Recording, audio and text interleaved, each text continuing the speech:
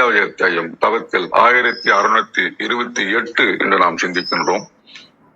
கரந்தும் கரந்திலன் கண்ணுக்கு தோன்றான், பரந்த சடையன் பசும்பொன் நிறத்தன், அறிந்தவர்க்கெல்லாம் அணுகலுமாகான், வரைந்து தொழில்படும் வெண்மதியானே அப்படின்னு தவத்தை வேறொரு கோணத்துல பேசுறாரு. மறைந்தும் மறையாதவன், கரந்தும் கரந்திலன் அப்படின்னா மறந்தும் மறையாதவன் கண்களுக்கு எளிதில் தெரிவதில்லை. ஒரு என்ன சொல்றதுங்க, விடுகதை மாதிரி சொல்றாரு. அறிந்தவன் செய்தவர்களுக்கு மட்டுமே அணுகப்படுவான், சந்திரனை அணிந்தவன் விரைவாக தொழ வேண்டும் அப்படின்ற அந்த பாடனுடைய சுருக்கம். எளிதில் அறிய முடியாதவன், ஆனால் உண்மையான பக்தியும் தவமும் செய்தால் உணர்ந்து கொள்ளக்கூடியவன் அப்படின்னு நம்ம சொல்லலாம். வழக்கம் போல ஒரு குட்டி கதை சொல்லலாம். எப்படின்னா, ஒரு சின்ன கிராமம், அழகிய ஒரு சின்ன ஊர், ஒரு கோயில். அருண் என்ற சிறுவன் தினமும் கோயிலுக்கு போவான். நல்ல பக்தி உடையவனாக இருக்கின்றான், ஹாப்பியா இருந்தான். ஆனா அவனுக்கு ஒரு சந்தேகம் மனசுல உறுத்திக்கிட்டே இருந்தது. வரோம், சாமி கும்பிடுறோம், எல்லாரும் வராங்க, இருந்தாலும் ஏதோ ஒரு சின்ன ஒரு வேக்கம், ஒரு புரியாதது ஏதோ ஒண்ணு இருக்குது அப்படின்னுட்டு உங்க தாத்தாட்ட கேட்க ஆரம்பிக்கிறான். தாத்தா தாத்தா இறைவன் எங்கே இருக்கிறார் அப்படின்னு. நான் பார்க்க முடியவில்லையே அப்படின்னு கேட்ட உடனே தாத்தா சிரிக்கிறாரு. அண்ணா, எல்லாரும் பார்க்க முடியாதுப்பா, மனசாலத்தான் பார்க்கணும். உடனே அவன் யோசிக்க ஆரம்பிக்கிறான். ஓ, அப்ப நம்ம கோயில கும்புற கடவுளோட மேல ஒண்ணு இருக்கு போல இருக்கு, இது ஒரு அட்வென்ச்சர் மாதிரி இருக்கு அப்படின்னு யோசிச்சு பாக்குறான். ஒரு நாள் பௌர்ணமி நினைவுல கோயிலுக்கு முன்னாடி அமைதியா உட்கார்ந்து இருக்கிறான். கோயில் கோபுரம் ரொம்ப வெண்மையாக ஜொலிச்சுக்கிட்டு இருந்தது. காற்று மெதுவா வீசியது. அவன் கண்களை மூடி அமைதியாக உட்கார்ந்தான். அந்த அமைதியில அவன் மனசு தெளிஞ்சுது.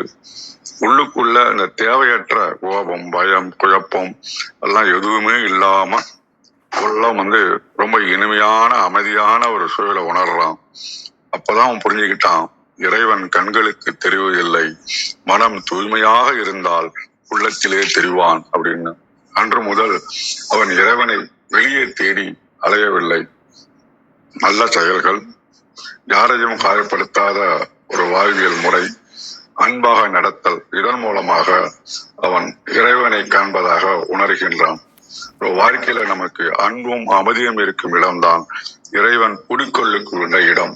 அப்ப அமைதியாக இருப்போம், நல்ல சிந்தனையுடன் இருப்போம், பொறுமையாக இருப்போம், நல்ல வாழ்க்கையான அமையும் என்று கூறி, மேற்கண்ட கதையில நமக்கு என்ன விஷயங்கள் புரியுது அப்படின்னு சொல்லி பார்த்தோம் சொன்னா, உள்ளத்தை அமைதியாக வைக்கணும். இது கடவுளுக்காக ஒரு தேடுதல் போனா ஹையர் கிரேடு. மிடில் கிரேடு என்னன்னு பார்த்தோம்னா, நமக்கு கவலைகள் குறையும், டிசிஷன் மேக்கிங் கரெக்டா எடுக்கலாம். ரெண்டாவது நம்ம அமைதியா இருக்கிறோம் அப்படின்னாவே பொறுமை இருந்தாதான் அமைதி வரும். அப்ப அறிந்தவர்களுக்கெல்லாம் அணுகலும் ஆவன் அப்படின்னா முயற்சியும் ஒழுக்கமும், தவம்ன்றது ஒழுக்கத்தையும் எடுத்துக்கலாம். அப்ப நமக்கு பலன் கிடைக்கும் அப்படின்னு சொல்லலாம். மூணாவது, இறைவன் உள்ளத்துல இருக்கிறாரு அப்படின்னம்னா நம்ம பொய் பேச மாட்டோம், யாரையும் காயப்படுத்த மாட்டோம், நம்முடைய செயல்கள் எல்லாமே டைரக்ட் அண்ட் ஸ்ட்ரைட் லைனா இருக்கும். அப்புறம் கடைசியா நம்ம தனியா இல்லை அப்படின்னு ஒரு ஃபார்மேஷன் நம்மளுக்கு உண்டாயிடும். அதனால தன்னம்பிக்கை இருக்கும், பயப்பட மாட்டோம், தைரியமா எந்த செயலையும் செய்வோம், சிந்திப்போம். அப்ப தவம்ன்றது ஹையர் லெவல் முனிவர்களுக்கு பெரிய ஒரு விஷயமா இருந்தாலும், நம்மை போன்ற வாழ்வியல் முறைகள்ல தவம்ன்றது கோலுக்கான முயற்சியும் ஒழுக்கமும் நல்ல எண்ணமும் சிந்தனையும் அமைதியும் அன்பும் கொண்டு இறைவன் திருவடியை நாடுவோம் என்று கூறி தளத்தை ரத்ன பேரவரும் ஒப்படைக்கின்றேன். மிக்க நன்றி. திருச்சிற்றம்பலம். திருமூலர் திருவடிகள் போற்றி போற்றி. விந்தியம்மா பாருங்கள். அனைவருக்கும் வணக்கம். ஓம் சிவசக்தி போற்றி, ஓம் திருமூலரே போற்றி. 1628வது திருமந்திரம். தவம் உடையாருக்கு தானே வந்தருளுவான். திருமந்திரம். கரந்தும் கரந்திலன் கண்ணுக்கு தோன்றான், பரந்த சடையன் பசும்பொன் நிறத்தன், அருந்தவர்க்கு அல்லால் அணுகலும் ஆகான் விரைந்து தொழப்படும் வெண்மதியானே. அருமையான திருமந்திரம். கரந்தும் மறைந்திருந்தும் கரந்திலன் மறைந்தவன் இல்லை.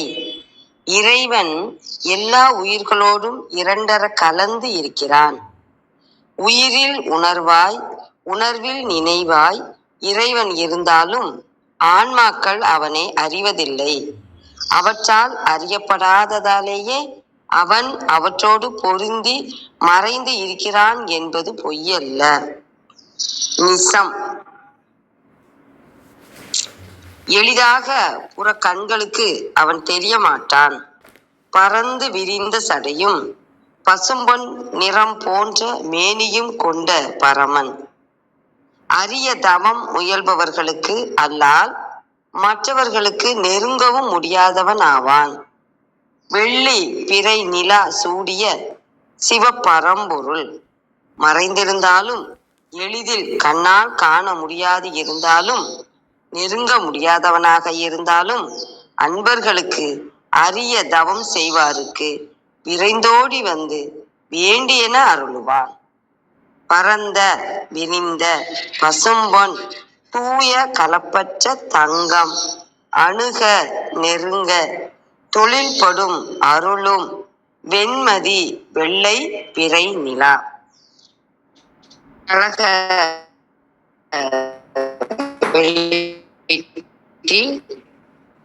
பற்று உடையவர்களுடன் பற்றற்ற சிவனும்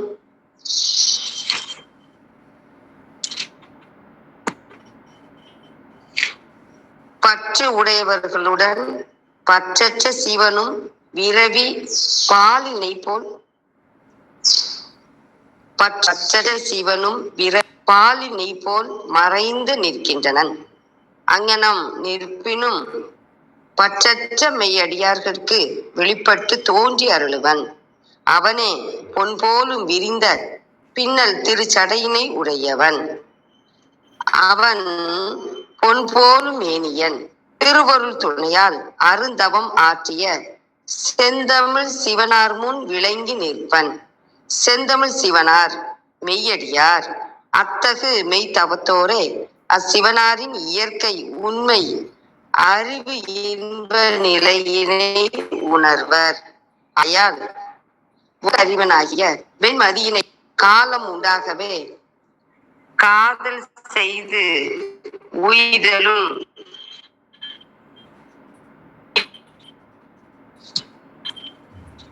வேண்டின் உண்டாக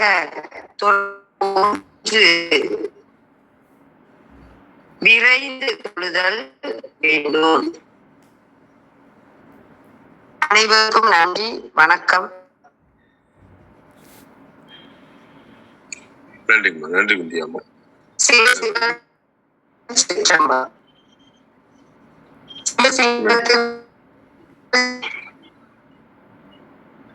நன்றிங்கம்மா. நன்றி விந்தியாம்மா.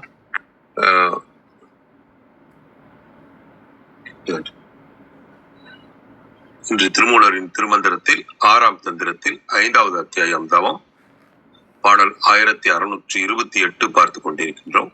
பாடல் ஒலிக்கின்றது.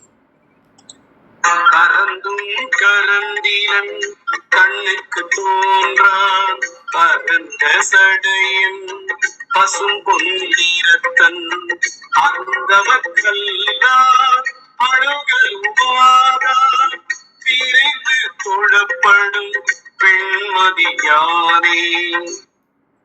கரந்தும் கரந்திலன் கண்ணகத்து ஒன்றான்.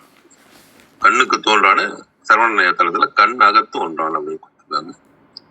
பரந்த சடையன் பசும்பொன் நிறத்தன் அருந்தவர் கல்லால் அணுகலும் ஆகான் விரைந்து தொழப்படும் வெண்மதி யானை. இதன் விளக்கமாக சரவண தளத்திலிருந்து மாயையினால் மறைந்திருந்தாலும் மாயை வென்ற தவத்தோர்களுக்கு மறைந்தில்லாமல் இருப்பவன் அவன் கண்ணிற்கு உள்ளே ஒன்றியில்லாமல் மனதோடு ஒன்றியிருக்கின்ற இறைவன். அவன் அருமையான தவத்தை செய்தவர்களுக்கு அல்லாமல் வேறு யாராலும் நெருங்கி வருவதற்கு முடியாதவனாக இருக்கின்றான். அப்படி அருமையான தவத்தை செய்து மனதோடு ஒன்றியிருக்கின்ற இறைவனை தரிசித்தால் அவன் பறந்து விரிந்த சடையை அணிந்திருப்பவனாகவும் பசுமையான பொன்னை போன்ற பிரகாசமான நிறத்தை உடையவனாகவும் கண்டவுடன் போற்றி வணங்கப்படும் பெருமைக்கு உரியவனாகவும் வெண்ணிற நிலவை தலையில் சூடியிருக்கின்றவனாகவும் இருக்கின்றான் அப்படிங்கிறத கொடுத்துருக்காங்க. தேவாரம் டாக்டர்ஜில இது இதற்கான விளக்கம். அறிவரால் சிறிதும் தாழ்த்தலின்றி மிக விரைந்து சார்ந்து தளப்படுவோனாகிய சிவன் கண்ணுக்கும் புலனாகாது மறைந்திருப்போன் ஆயினும் சிலருக்கு வெளி நிற்பவனாகின்றான். அச்சிலராவர் அரிய தவத்தரே ஆகலாம், அவருக்கல்லாது அவன் அணுகலாகாதவனாம்.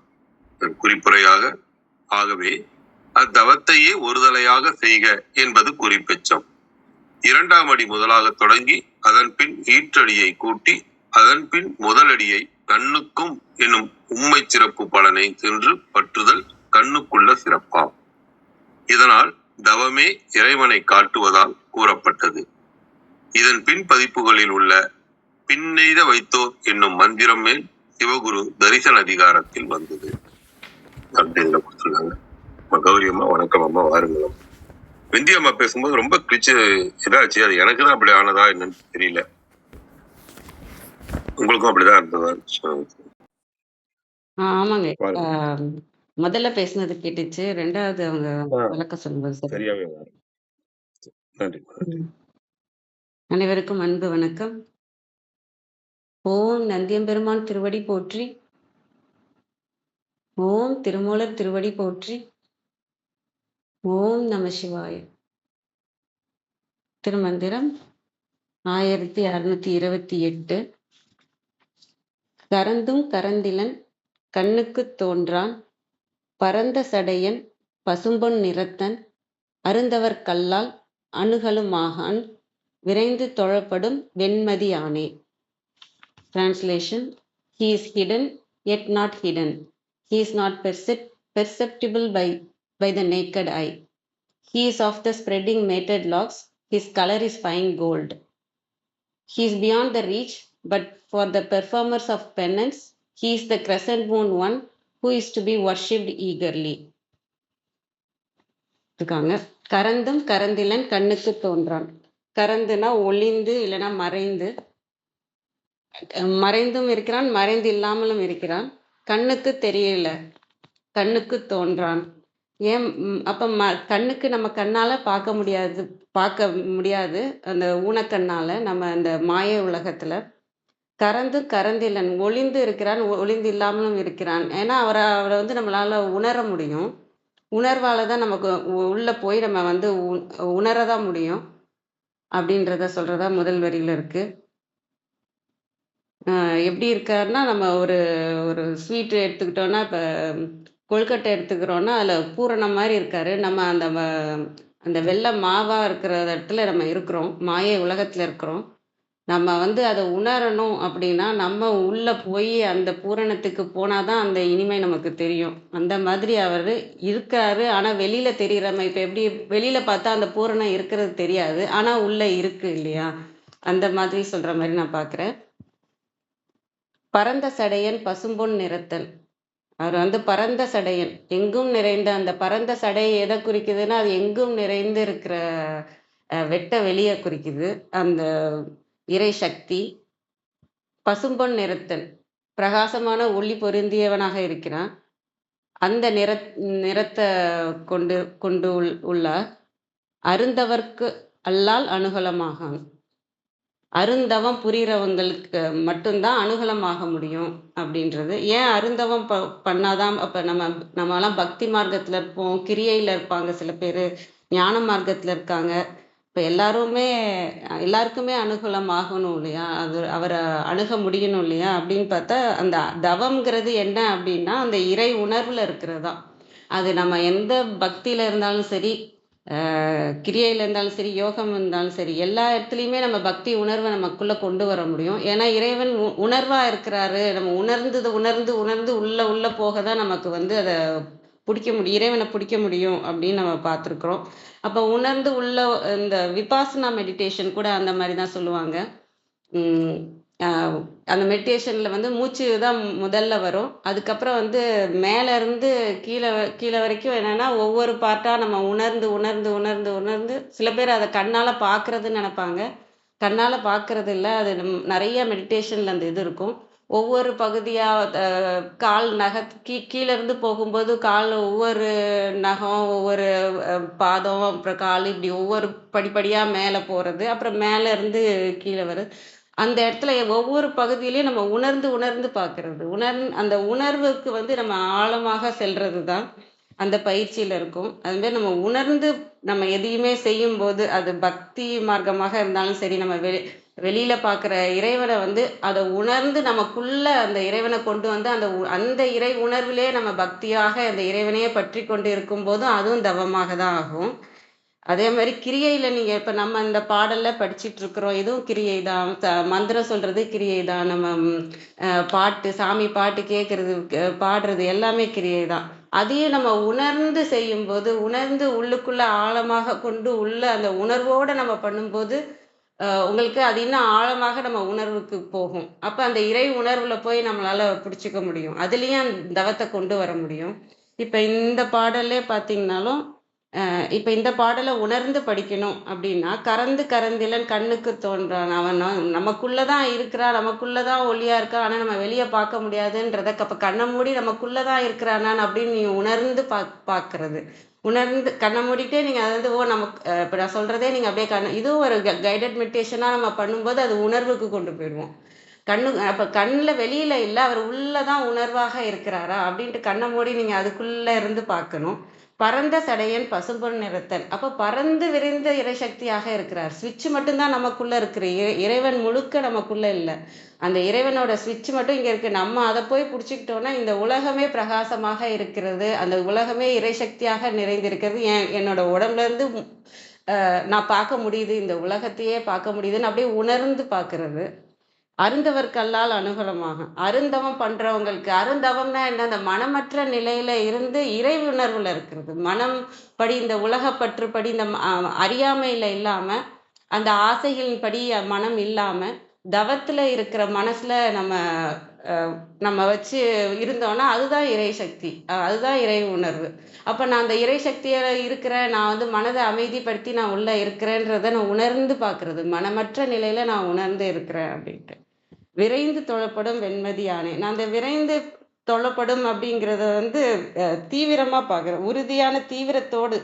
ஏன்னா இது வெளியிலே இல்லை. இப்போ கொழுக்கட்டை சொன்ன மாதிரி மாவுலே இல்லை, நம்ம கொஞ்சம் உள்ள போகணும், கொஞ்சம் தீவிரமா அதிலே நிலைத்து நிற்கணும், அந்த இறை உணர்வே பிடிச்சிட்டு இருக்கணும், கொஞ்சம் ஆழமாக நம்ம உள்ள போகணும்.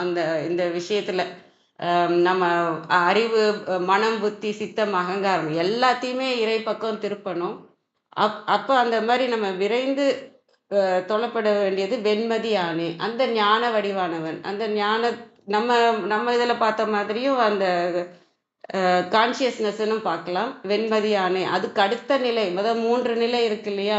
கவனம் இருக்கும், அப்புறம் விழிப்புணர்வு இருக்கும். அதுக்கு அடுத்த நிலையானது இறையோட விழிப்பு நிலை. அங்க நானுன்றதே இருக்காது. விழிப்புணர்வு நிலையில நானுன்றது இருக்கும், கவனம் நிலையில நானும் இருக்கும், மாயையும் இருக்கும். ஆனா அந்த இறைவனோட விழிப்புணர்வு நிலையில அந்த ஒண்ணுமில்லாத தன்மையில நானும் இருக்காது, மாயையும் இருக்காது, வெறும் இறை உணர்வு மட்டும்தான் இருக்கும். அந்த இடத்துக்கு வரைக்கும் போகணும்னா நம்மளோட தீவிரத்தன்மை அதிகமாக இருக்கணும். நம்ம உணர்ந்து உணர்ந்து எதை செய்தாலும் சரி, அது தவமா இருந்தாலும் சரி, தியானமாக இருந்தாலும் சரி, நம்ம அதை உள்ளுக்குள்ள இந்த மாயை, ஆசை, அந்த பிடியிலிருந்து வெளில நம்ம உள்ளுக்குள்ள உணர்ந்து அதை விரைந்து தொழணும்.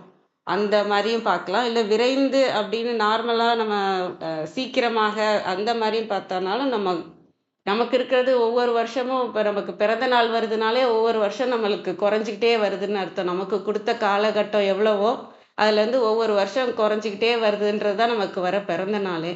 அந்த இப்போ எவ்வளோ வருஷம் இருக்கோ அதுக்குள்ளே நம்ம இதை எவ்வளோ பண்ண முடியுமோ இறைவனை நோக்கி நமக்கு கொடுக்குற ஒவ்வொரு கணமும் ஒவ்வொரு நாளும் இறைவனை நோக்கி போகிறதுக்காக நம்ம கொண்டு போய்கிட்டே இருந்தோம்னா இனி வர வருடங்களிலும் அது சந்தோஷமா உண்மையா நம்ம கொண்டாடுற மாதிரி இருக்கும். ஒரு வருஷமாக நான் இறைவனை கண்டினியூஸா நான் பண்ணிட்டேன் அப்படிங்கிற அந்த உண்மையான கொண்டாட்டமாக இருக்கும். இல்லைன்னா வீணா நம்ம கழிச்சு அதை கொண்டாடுறதுக்கானது விஷயமா இருக்காது பிறந்த நாள். நமக்கு இருக்கிறது காலகட்டம் கம்மி. அதனால நமக்குன்னு ஒரு அளவு கொடுத்துருக்காங்க, ஒரு லிமிட் கொடுத்துருக்காங்க. இவ்வளோதான் நீ இந்த உலகத்தில் இருக்க முடியும், இவ்வளோதான் அப்படின்லாம் இருக்கு. அதனால நம்ம வந்து இதுல தீவிரமா அந்த எல்லா விஷயத்திலயும் இறைவனை கொண்டு வரணும். இந்த மாயையில சிக்கிக்காம அந்த அறியாமையில இருந்துகிட்டே நான் என் மனதில் இருந்துகிட்டே தான் நான் இறைவனை பிடிப்பேன், நான் வெளியிலே தான் இறைவனை பிடிப்பேன்னா அது பிடிக்க முடியாது. நீங்க எந்த பாதையில இருந்தாலும் சரி, எந்த மார்க்கத்துல இருந்தாலும் சரி, அந்த இறைவனை உணர்வுக்கு கொண்டு வரணும்.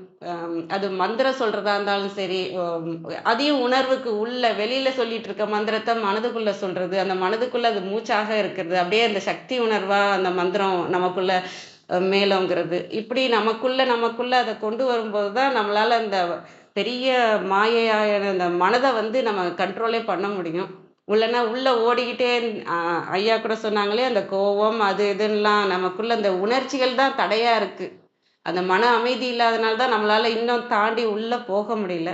அந்த மனம் அமைதி வந்துருச்சுன்னா நம்மளாலையும் அந்த உணர்ச்சிகள்லாம் கண்ட்ரோல்ல வந்துருச்சுன்னா நம்மளாலையும் உள்ள அடுத்த உணர்வுக்கு நம்மளாலையும் அடுத்தடுத்த லேயருக்கு அந்த 5 கோஷங்களையும் தாண்டி ஆனந்த கோஷத்துக்கு போக முடியும்.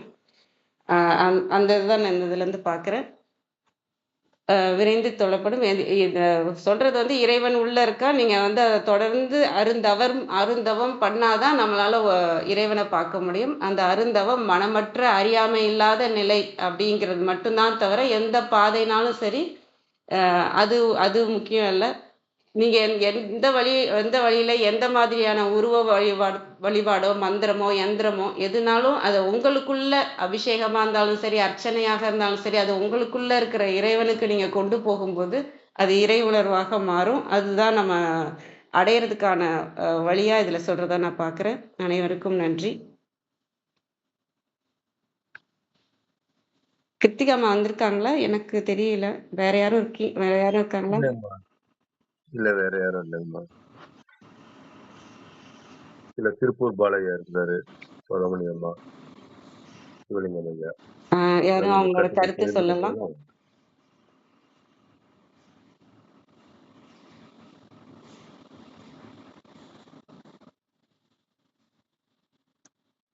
கேள்வி கருத்து ஏதாவது இருக்குங்களா?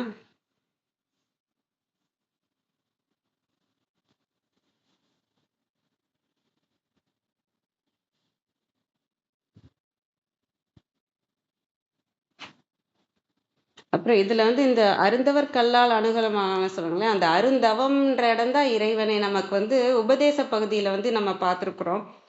பதி அணுகாது பசு பாசம் இல்லையா? பதி இறைவன் வந்து இந்த மாயையில இருக்கிற பசு வந்து பாசத்தோடு இருக்கிற பசுவை வந்து அணுகாது பதி. இது வந்து நம்ம உபதேச பகுதியிலே பார்த்துருக்கோம். பதி அணுகாது பசு பாசம். இதே தான் இங்கேயும் சொல்றாங்க, அருந்தவர் கல்லால் அணுகலுமா. அருந்தவம்ங்கிறதே அந்த அறியாமை இல்லாத இறைநிலை.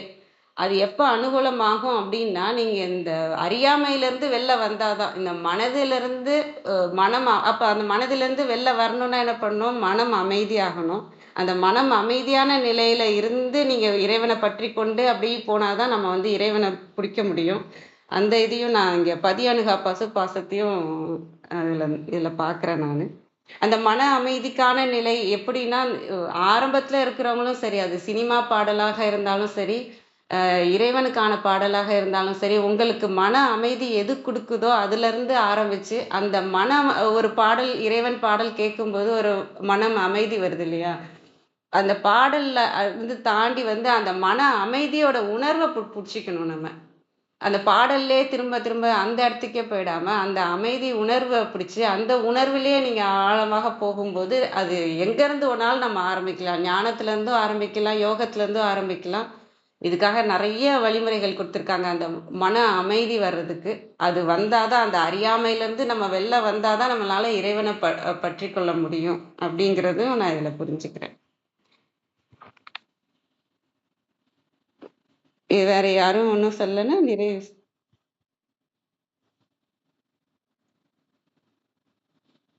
வாங்க சிவலிங்கம் ஐயா. வணக்கம்.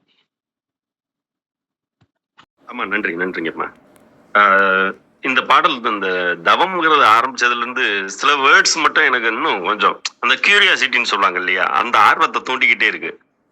முதல் வார்த்தை வந்து தவம் செய்ய வர்றவர் செம்மா தவம், அப்புறம் தவம், அப்புறம் மாதவம். நேத்து கூட ஒரு பாடல் பார்த்தோம் இல்லையா? அந்த நேத்து பார்த்த பாடல்ல கூட எழில் தவம்னு சொல்லியிருந்தாங்க. இன்னைக்கு பார்த்த பாடல்கள்ல வந்து நமக்கு இன்னைக்கு இருக்கிறதும் கூட ஒரு தவம் வந்து அருந்தவம்னு. அது ரொம்ப ரொம்ப கியூரியாசிட்டியை கொடுக்கறது மாதிரி ரொம்ப நல்லா இருந்ததுங்கம்மா. அதே மாதிரி இன்னைக்கு பாடல்ல வந்து வெறும் கண்ணால பார்க்க முடியாது. அவங்க அதாவது கரந்திலன் கண்ணுக்கு தோன்றா இயல்பா பாக்குறவங்களோட அந்த அந்த உள்ளத்துல தோன்றான்ங்கிறது ரொம்ப நல்ல சூப்பர் நல்லா புரிஞ்சது. நன்றிங்கம்மா. நல்ல பார்த்துருக்கீங்க அந்த மாதவம், மருந்தவம், எழித்தவம். ஆமா, அருமையா இருக்கு. மிக்க நன்றிங்க காமிச்சதுக்கு. நன்றிங்கம்மா.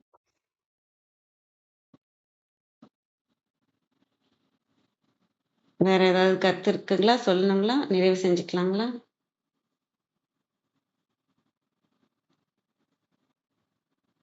நன்றி. நிறைவு செஞ்சுக்கலாங்க ஐயா. ரத்னகுமார் ஐயா, நன்றிங்க ஐயா.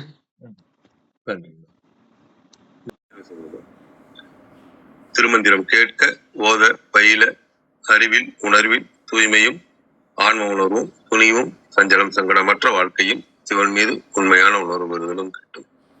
யான் பெற்ற இன்பம் பெருகை வையகம் என்ற திருமூலரின் கூற்றுக்கேற்ப வந்திருந்து கருத்துக்களிப்பதற்குள்ள சான்றோர்களுக்கும் பெயன்பர்களுக்கும் மிக்க நன்றி. தளம் நிறைவடைகிறது. மீண்டும் நாளை காலை 6:30 மணிக்கு கேள்வி நாளம் ஆன்ம சுவாசங்களில் சந்திப்போம். 5, 4, 3, 2, 1.